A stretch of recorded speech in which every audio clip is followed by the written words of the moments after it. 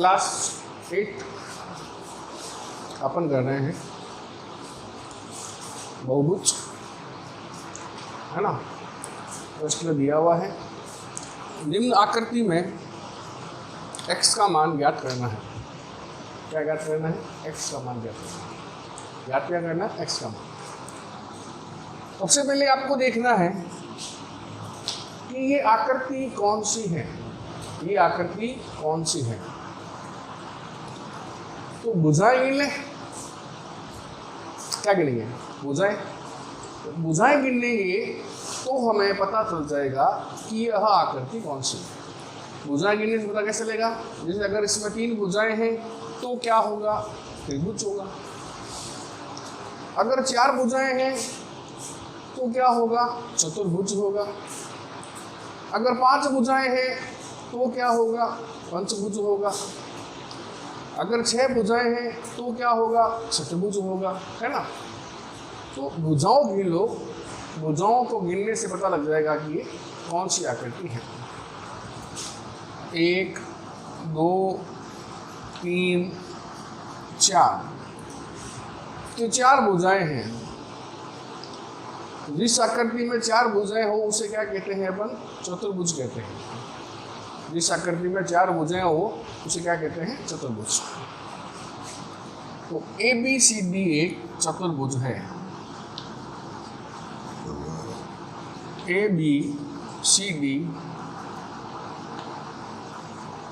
एक चतुर्भुज है।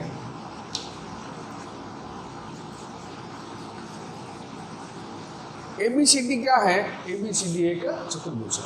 ABCD क्या है? ABCD एक चतुर्भुज है। तो चतुर्भुज का नियम क्या कहता है? अपने को याद है चतुर्भुज का नियम को, कि चतुर्भुज के चारों कोणों का योग 360 डिग्री होता है। क्या नियम है? चतुर्भुज के चारों कोणों का योग 360 डिग्री होता है। चतुर्भुज के चारों कोणों का योग कितना होता है? 360 डिग्री होता है। ये अपने को याद है, इसलिए अपन इसको हल नहीं करेंगे। अगर हल नहीं याद है तो हल करने का तरीका बता रखा है मैंने आपको। कैसे करोगे? 2n-4 इंटू समकोण। अगर हल करने का तरीका अगर आपको याद नहीं है चतुर्भुज के चारों कोणों का योग कितना होता है, तो कैसे हल करोगे? 2n-4 इंटू समकोण से। और n क्या होता है? भुजाओं की संख्या होती है। n क्या होता है? भुजाओं की संख्या। लेकिन अपने को याद है, इसलिए क्यों टाइम वेस्ट करें इसके लिए? वो पंचभुज में निकालेंगे, षटभुज में निकालेंगे, वो अपने को याद नहीं है ना। तो भी अपने को याद है कि चतुर्भुज के चारों कोणों का योग 360 डिग्री होता है। चतुर्भुज के चारों कोणों का योग 360 डिग्री होता है। तो ABCD चतुर्भुज है, तो कोण A प्लस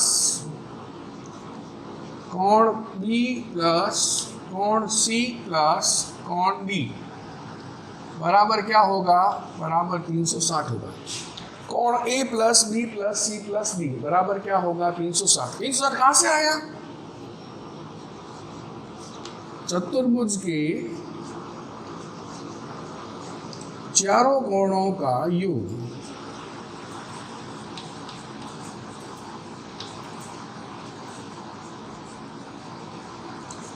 360 कहाँ से आया?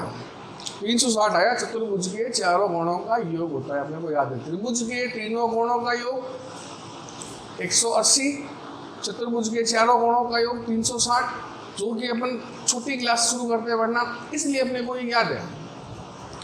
चतुर्भुज के चारों कोणों का योग कितना होता है? 360 डिग्री होता है।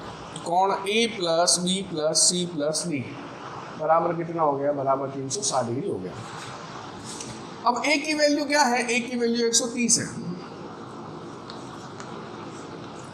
B की वैल्यू क्या है? B की वैल्यू 120 है। C की वैल्यू क्या है? C की वैल्यू x है। और D की वैल्यू क्या है? D की वैल्यू 50 है। बराबर क्या होगा? 360। बराबर क्या होगा? 360 हो गया।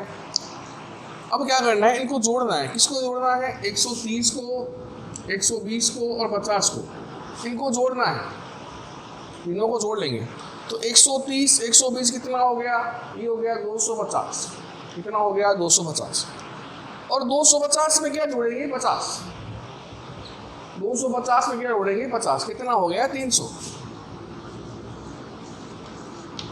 300 प्लस x बराबर कितना होगा 360, 300 प्लस x बराबर कितना होगा 360। ये अचर पद है, ये चर पद है, ये अचर पद है।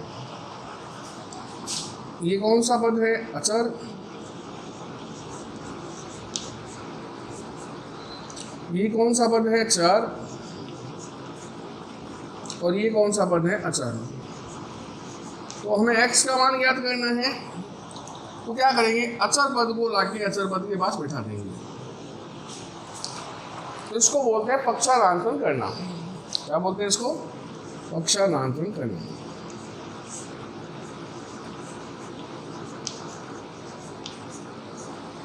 क्या बोलेंगे इसको, पक्षानांतरण करना। पक्षांतर करेंगे इसका, तो अक्षर कहाँ आएगा अक्षर के पास, यहाँ पक्षांतरण जब करते हैं, पक्षानांतरण जब करते हैं तो संख्या अपना चिन्ह बदल देती है। पक्षानांतरण जब करते हैं तो संख्या अपना चिन्ह बदल लेती है, प्लस का हो जाता है माइनस और माइनस का हो जाता है प्लस। यहाँ से उठाया प्लस 300, उधर आ गया बन गया माइनस का 300। तो x बराबर 360 माइनस 300, x बराबर कितना आ गया 60। क्या वैल्यू आ गई x की 7। आ गए हम लोग पहला प्रश्न। प्रश्न नंबर 2 पे आते हैं।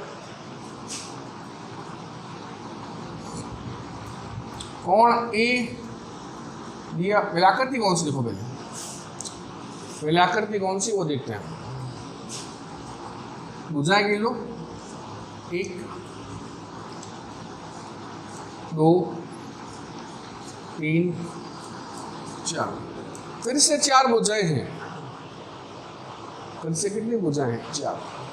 तो 4 भुजाएं किसमें होती है, चतुर्भुज में।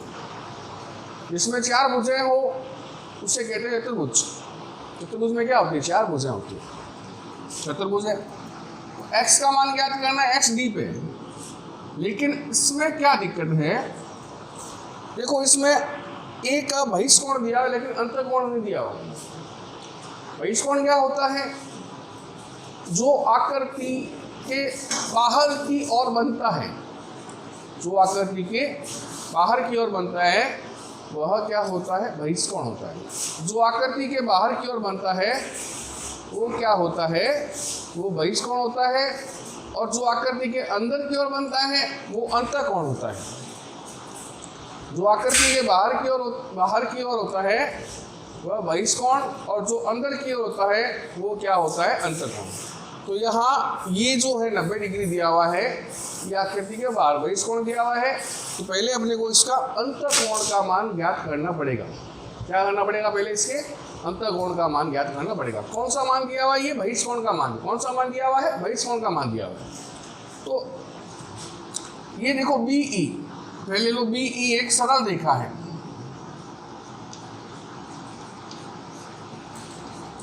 BE एक सरल रेखा है। सरल रेखा में सीधी रेखा होगी ना अपने, तो अपने को हमेशा याद रखना पड़ेगा कि सरल रेखा पर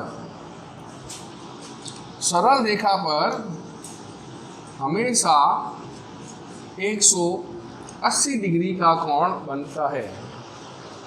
BE सरल रेखा है, और सरल रेखा पर क्या होता है, सरल रेखा पर हमेशा 180 डिग्री का कोण बनता है।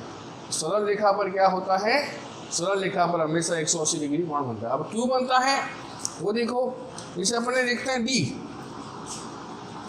देखिए ना, काम में चांदा, ये D होती है ऐसे, है ना, D ऐसे ही। तो D में कभी भी गौर कर लेना, यहाँ ऐसे बना होता है, और ये कोण हमेशा कितना होता है, 180। क्यों होता है, क्योंकि ये सरल रेखा है। यहाँ पर ये क्या है, सरल रेखा है।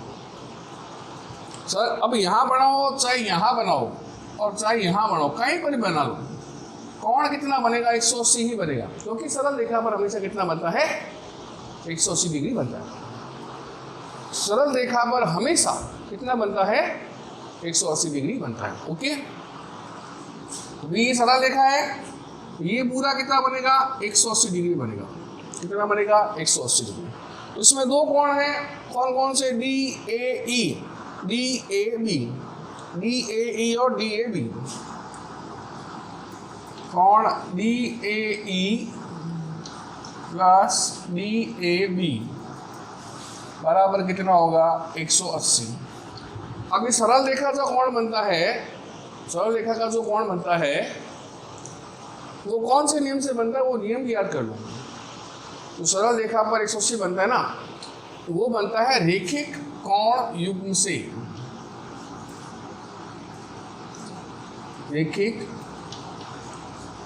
कोण युग्म से सरल रेखा पर जो कोण बनता है वो कौन से नियम से बनता है, तो सरल रेखा पर कोण बनता है वो रैखिक कोण युग्म से बनता है। किससे बनता है, रैखिक कोण युग्म से। याद रखना, सरल रेखा पर जो कोण बनता है वो कौन से नियम से बनता है, वो रैखिक कोण युग्म से बनता है। किससे बनता है वो, रैखिक कोण युग्म से। किससे बनता है, रैखिक कोण युग्म से। ठीक है, तो ये DAE ये बहिष्कोण है, कितना है 90। अंतःकोण ज्ञात करना है, DAB का DAB बराबर कितना होगा 180। इसको पक्षांतर कर दो इधर,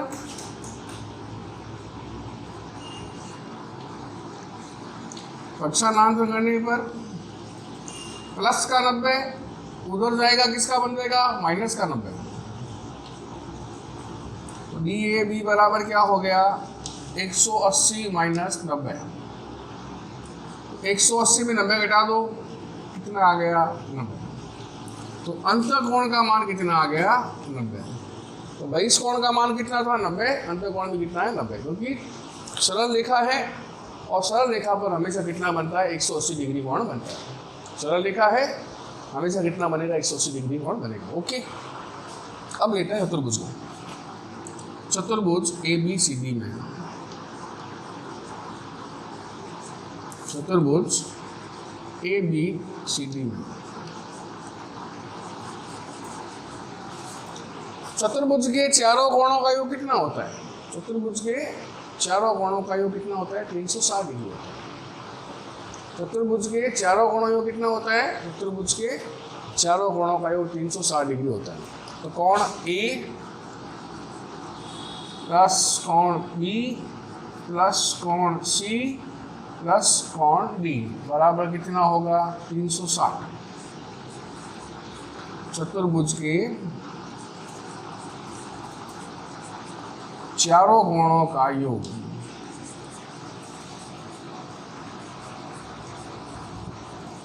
चतुर्भुज के चारों कोणों का योग, कोण A प्लस कोण B प्लस कोण C प्लस कोण D बराबर कितना होगा 360। कहाँ से आया, चतुर्भुज के चारों कोणों का योग 360 डिग्री होता है। A कितना है 90,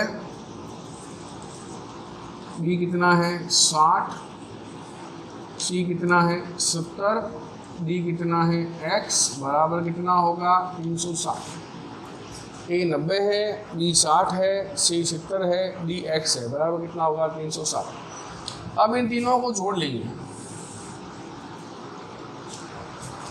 90 और 60 कितना हो गया 150 और 70 कितना हो गया 220। तो 220 प्लस x बराबर कितना हो गया 360। 220 प्लस x बराबर कितना हो गया 360 हो गया। अब अक्षर को अक्षर क्या भेज दो, पक्षांतर कर दो। यहाँ से ये प्लस का इधर क्या बन जाएगा माइनस का बन जाएगा।